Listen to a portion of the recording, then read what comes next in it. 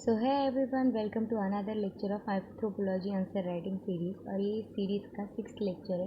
अगर आपने पहले 5 लेक्चर नहीं देखा है तो I request you to watch them first and then jump to this question, that is this lecture.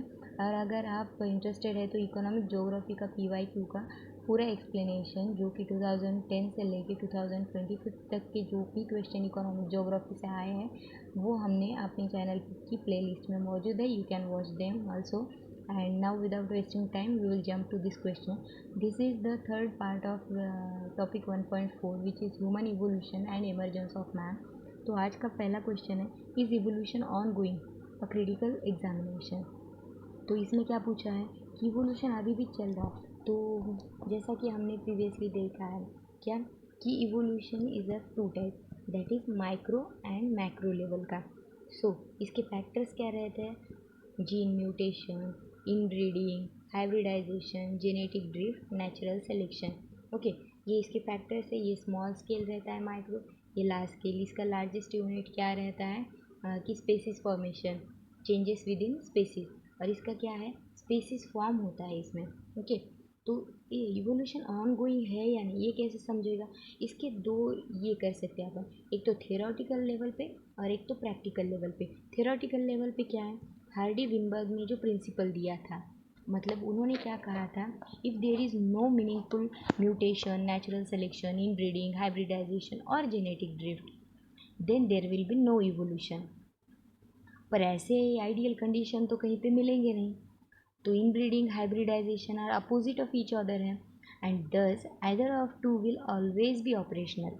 Thus at any particular moment of a time, at least two factors, that is inbreeding or hybridization and natural selection, always functional रहेंगे। तो evolution क्या है, कभी भी stop नहीं होगा, is will never stop. और अगर प्रैक्टिकल लेवल पे देखेंगे तो gene mutation is the cause of new variation. Gene mutate होगा, वेरिएशन होगा। फिर मेनली थ्रू कैसे होगा, ये रेडिएशन की वजह से होगा। The last few decades have seen the rise in radiation and thus mutation. Since the natural selection operates on mutation, its rate has also been increased. क्योंकि नेचुरल सेलेक्शन किसका होगा, जो म्यूटेट करके इन्वायरमेंट के हिसाब से अडाप्ट कर पाएंगे। Due to the advances in transportation and communication, along with the increase in scientific temperament, hybridization has increased. This has also led to enhance the spread of variation. On the other hand, breeding and genetic drift have declined. Thus, their restrictive effect on variation has reduced. फिर ये दोनों को मिला के क्या है, evolution is not only ongoing but also moving at much faster pace today. तो समझ आया ही होगा आपको ये कैसा प्रोसीजर हो रहा है। So now we will go to the introduction. Evolution is not fast event but a continuous process of genetic and phenotypic changes in population over generation, defined as change in allele frequencies in a population gene pool over time, driven by mutation, natural selection, genetic. जैसा कि मैंने आपको बताया कि micro evolution क्या है, micro level पे होता है, जैसे कि antibiotic resistance in bacteria, pesticide resistance in insects. Significance क्या है इसका, show rapid evolution under strong selection. फिर मैक्रो इवोल्यूशन क्या है, speciation, Darwin finches in Galapagos evolving new beaks shapes within decades, real time adaptive radiation. फिर human evolution में क्या है, lactose tolerance, sickle cell trait in adaptation to malaria, कोविड-19 immunity, gene variants. फिर इसका climatic change, ये सब आ जाएगा। की मैकेनिज्म क्या है इवोल्यूशन को अलग रखने की, mutation, recombination, natural selection, genetic drift, ये सब। फिर डॉब्झांस्की ने क्या कहा था, जैसे कि अपन जानते हैं, nothing in the biology makes sense except in the light of evolution. Okay, फिर इसके कंक्लूजन में क्या आएगा, evolution is an active ongoing and observable process from bacteria developing antibiotic resistance to human adopting to climatic process, natural selection never stops. So ये हो गया। अब आते हैं अपन सबसे इम्पोर्टेंट टॉपिक को, जो कि क्या है, Cope's rule, Gause's rule and क्या है, Dollo's rule. Okay, so these are important क्योंकि इस पे भी PYQ में बहुत सारे क्वेश्चन आ गए हैं। तो पहला क्या है, पहला लेंगे अपन होप्स रूल। ओके, तो ये किसने दिया था, एडविन ड्रिंकर कोप ने दिया था। ये क्या करता है, describe the changes in size of organism as they evolve. मतलब कोई भी ऑर्गेनिज्म जब इवॉल्व हो रहा है तो वो उसके साइज में क्या चेंजेस आएंगे, यानी कि क्या है ये लिविंग ऑर्गेनिज्म क्या रहता है, उसका टेंडेंसी रहता है to continuously increase in size during the course of organic evolution. तो ये टेंडेंसी किस किस में दिखता है अपने को, vertebrates, invertebrates and plant. It is thus to some extent similar to Lamarck preposition. तो ये कोप्स रूल किसके सिमिलर है, कोप्स रूल लमार्क के प्रीपोजिशन के सिमिलर है। तो इसमें क्या है, जैसे कि नीवल ने क्या किया था, shown that extant species of vertebrates, crustacean and gastropods are the largest non representative. तो इनने कहा है कि इंक्रीज इन साइज पूरे लाइफ तक, yet the tendency towards increasing size is not universal. ये शो होता है कैसे, नेवल ने जो कहा था कि वर्टिब्रेट्स, क्रस्टेशियन और गैस्ट्रोपोड्स का, तो rise in herbs and shrubs on tree and other large plants in case of point। फिर सिमिलरली होयल ने क्या पॉइंट आउट किया था कि progressive decrease in size was characteristics of many vertebrates group during the quaternary period। Quaternary period में क्या होता है कि प्रोग्रेसिव डिक्रीज होता है साइज में वर्टिब्रेट्स के। ओके, तो ये दो इसके एक्सेप्शंस हो गए। तो आप बनाए जाएंगे अभी थ्योरी पे। तो आते हैं कोप्स रूल पे। एडविन ड्रिंकर कोप, इन्होंने डेफिनेशन में क्या दिया, evolutionary lineages tend to evolve to larger body sizes और जियोलॉजिकल टाइम स्केल। एविडेंस क्या है इसके, fossil record have shown strength. जैसे कि अभी इसका एग्जांपल क्या लिख सकते हैं, horses average body mass increase 5 to 10 folds in the last 60 million year. Okay, तो ये इसका ये है।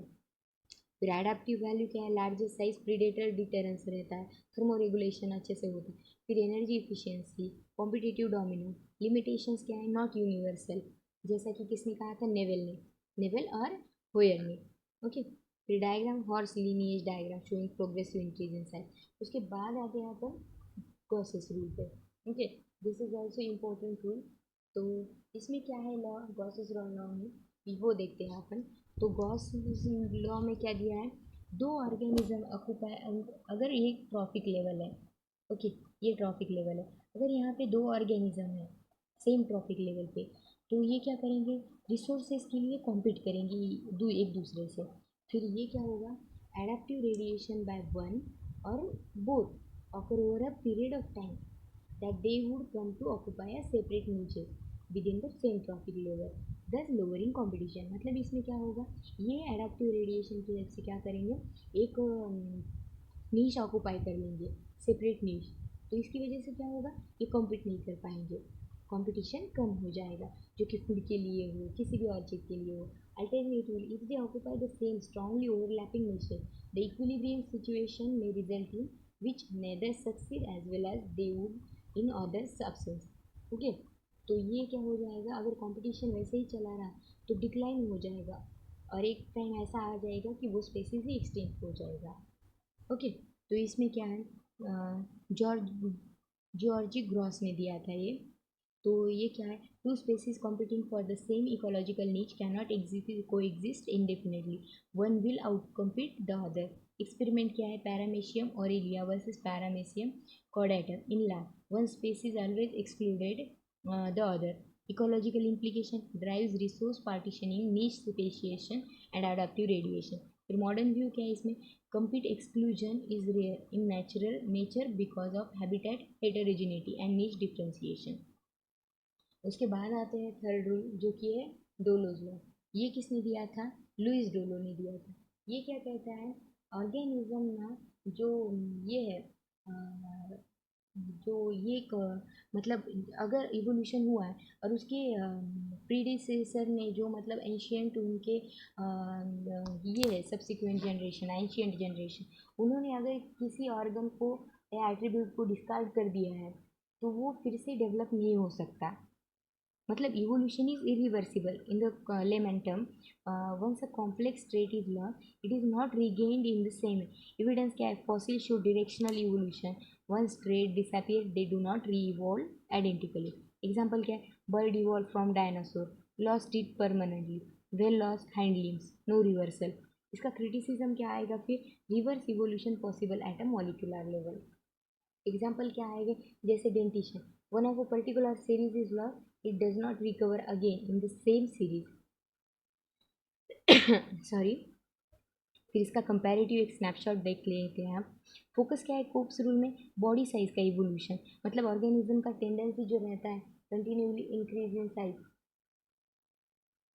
तो गॉसेस रूल में क्या है, नीश कंपटीशन, और ये डर्लोज रूल में क्या है कि जो भी डेवलपमेंट होगा वो इरिवर्सिबल होगा। ओके, तो लेवल ऑफ स्टडी क्या है कोप्स में, पोलियोन्टोलॉजी, माइक्रो इवोल्यूशन। गॉस में क्या है, ecology, population, palaeontology and micro. Evidence क्या है इसके कोप रूल के, फॉसिल। फिर गॉस के क्या है, लैब एंड फील्ड एक्सपेरिमेंट। डोलोस का क्या है, फॉसिल एंड फाइलोजेनेटिक्स। फिर की कॉन्ट्रीब्यूशन क्या है कोप्स के, show evolutionary trends, explain biodiversity and competition Gauss में। फिर डोलोस में क्या होता है, highlight directional evolution. Critical analysis क्या है इसका, these rules are not strict laws but observed trends with exceptions.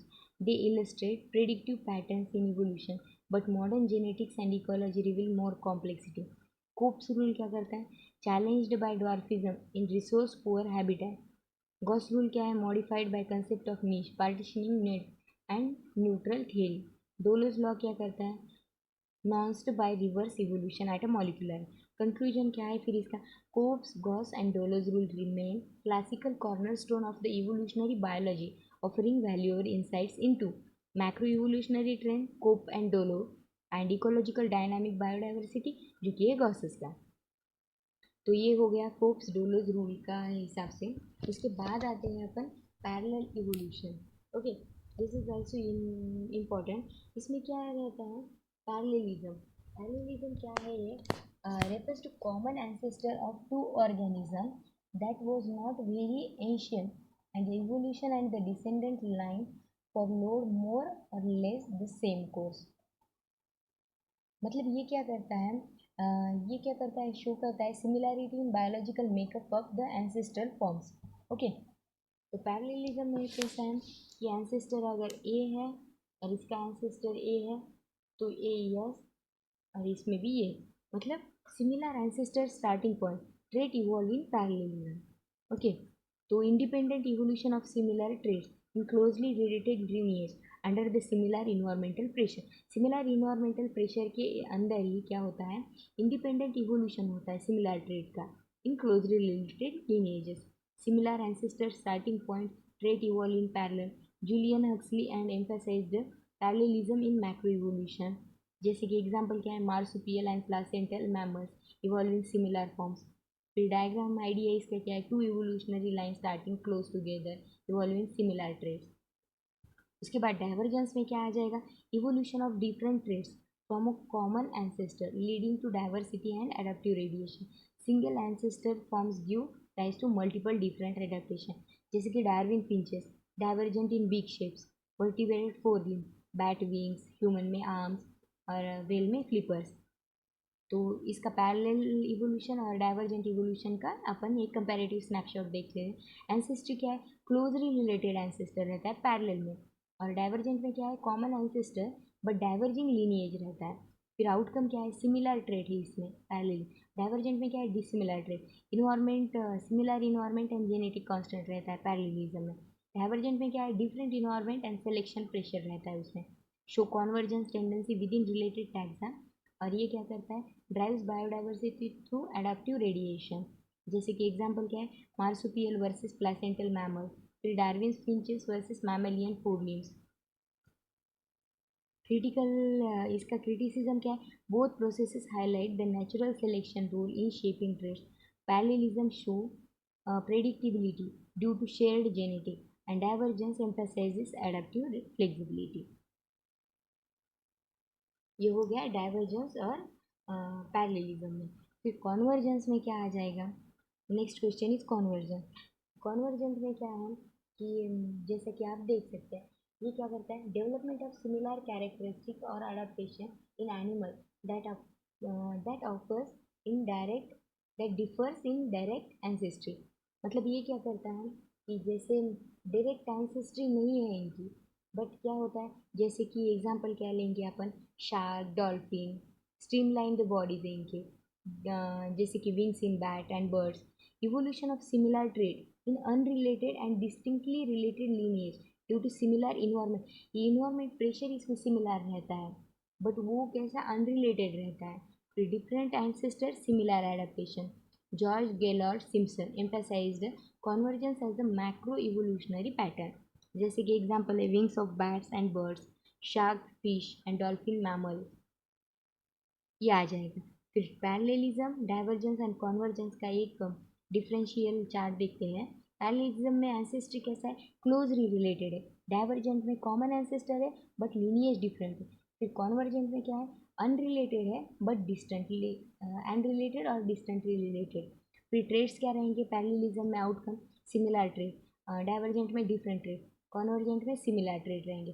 Parallelism और कॉन्वर्जेंट में क्या है डिफरेंस, कि एंसेस्टर क्लोजली रिलेटेड रहेगा और कॉन्वर्जेंट में अनरिलेटेड और डिस्टेंटली रिलेटेड रहेंगे। फिर पैरेललिज्म में क्या है, सिमिलर इन्वायरमेंट पर जेनेटिक कांस्टेंट रहेगा। डाइवर्जेंट में डिफरेंट इन्वायरमेंट रहेगा और उस पर प्रेशर रहेगा एडाप्टिव रेडिएशन का।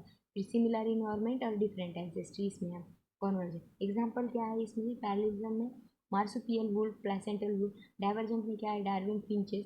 कॉन्वर्जेंट में क्या है, शार्क वर्सेस डॉल्फिन, जैसे कि शार्क एक फिश है और डॉल्फिन एक मैमल है।